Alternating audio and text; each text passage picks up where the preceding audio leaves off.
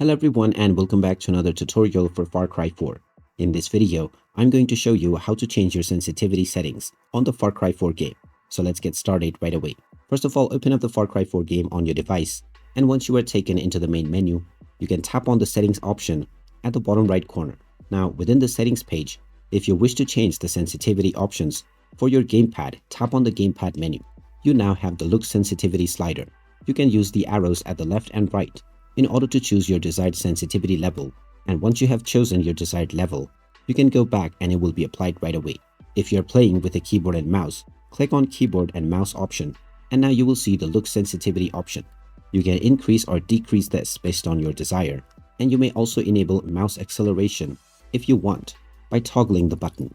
You can set your acceleration value once you turn it on, and you also have the options to invert your look and flying pitch axes. After your chosen settings have been applied, you can simply go back and your settings will be saved right away. And there you have it. That is how easy it is to change the sensitivity settings on the Far Cry 4 game. If you find this video helpful, don't forget to hit that like button and subscribe to our channel if you haven't done so already. Also ring that notification bell to never miss another update from us. Thanks for watching, and I will see you again in the next video.